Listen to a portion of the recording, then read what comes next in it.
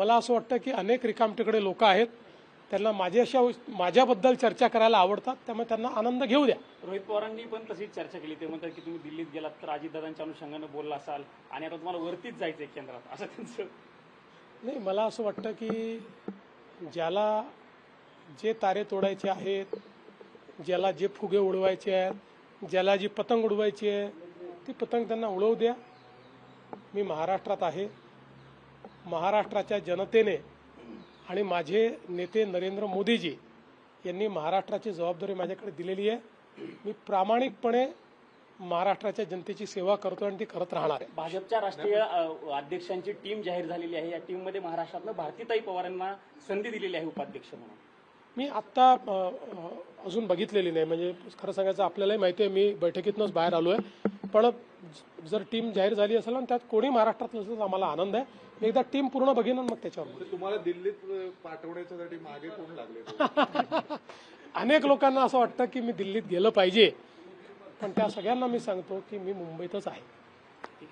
ज्या औद्योगिक वसाहती आपण केंद्र सरकारच्या मदतीने तयार करतोय त्याच्यामधली प्रगती आणि त्याच्यातल्या अडचणी या दोन्ही गोष्टींवर ही बैठक आहे. आपल्याकडे विशेषतः शेंद्रा बिडकीनला आपण आता ॲडिशनल 8,000 एकर जमीन ही ॲक्वायर करतो आणि अतिशय यशस्वी अशा प्रकारे आपली ही औद्योगिक वसाहत DMICच्या अंतर्गत झालेली आहे. तर त्यामध्येही केंद्र सरकारने काही हिस्सा घ्यावा आणि आपल्याला ॲक्विजिशन करता निधी द्यावा अशी एक मागणी आपण त्यांच्याकडे केली आहे.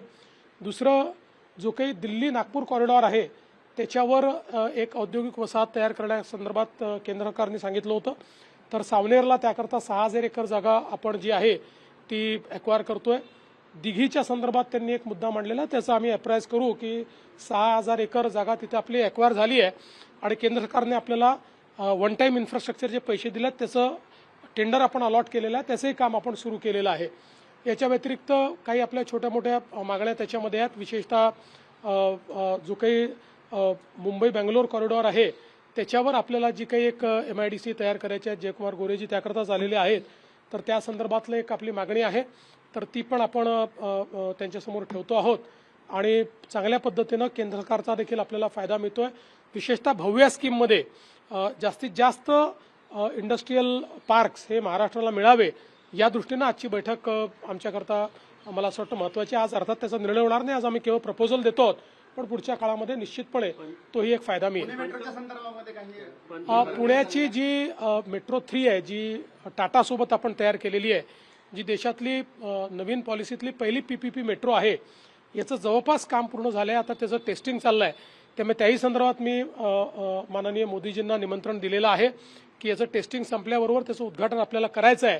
तर त्याचा एक ॲडव्हान्स त्यांना मी इंटिमेशन दिलेली आहे. ते देखील त्या संदर्भात लवकरच आपल्याला तारीख देतील आणि आपणही कम्प्लिशन एक्झॅक्ट कधी आहे आणि टेस्टिंग कधीपर्यंत पूर्ण होणार आहे त्यांना कळवल्यानंतर त्याचे उद्घाटन लवकरात लवकर करण्याचा आपला मानस आहे.